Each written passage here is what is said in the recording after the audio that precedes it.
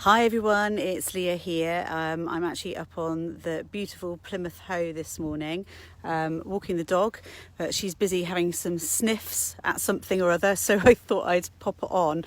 Because I was thinking this morning about overwhelm. I was working with a couple of clients yesterday, and for both of them, feeling overwhelmed at everything that they've got sort of behind with in life was causing a big problem. And this is really common in ADHD because it is hard to keep on top of everything. Oh, that's better light, isn't it? Ooh, the sun. And it's part of it. It's part of, all the problems with executive function, which I'll talk about later. But for those of you who don't know, executive function is the bit within the bits within the brain that are there to help us plan, to sort of see tasks through. And in someone with ADHD, they're not working in the same way as somebody who doesn't have ADHD. So it's much harder to keep on top of things, to recognise the consequences of what you're doing or not doing. And so often life can feel like it gets quite out of control. And the problem with that, of course, is that it can really affect your well-being.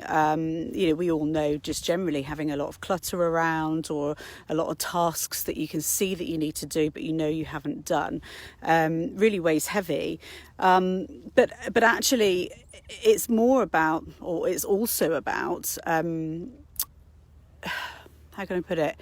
It's about being, feeling like you're failing, feeling like you're just constantly failing.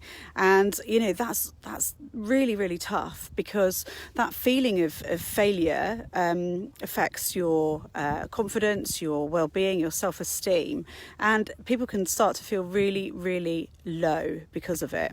And then when you're feeling low, you look at the kitchen or the car or that pile of paperwork that you need to do, and it's really hard to get that motivation to do it, harder than it would normally be. So one of the things that I was talking about with both of the clients actually that I'm thinking of yesterday was, when you really are in that massive state of overwhelm, even though it's the last thing you want to do, actually sometimes what you need to do is just say, okay, I have to accept that I'm not in the place to deal with those things right now, and focus on trying to get yourself to the place where you can then begin to start that process of fixing it, if you like.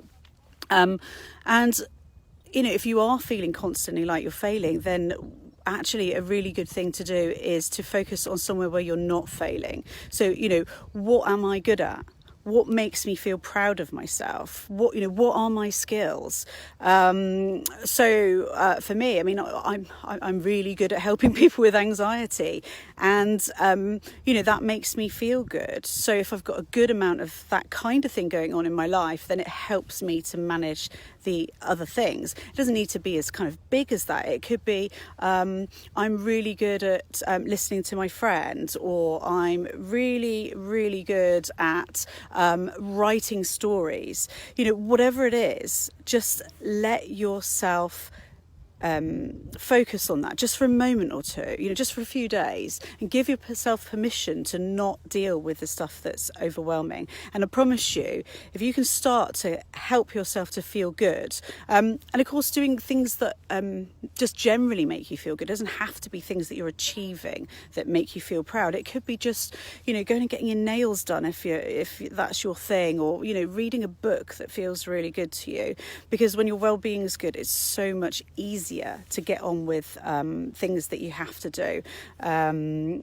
So I hope that's helpful. I see that Holly said that you needed to hear this today, so I'm really pleased that's been helpful. Maybe you can drop in the comments if it has been helpful, what you are going to focus on that's going to make you feel good today.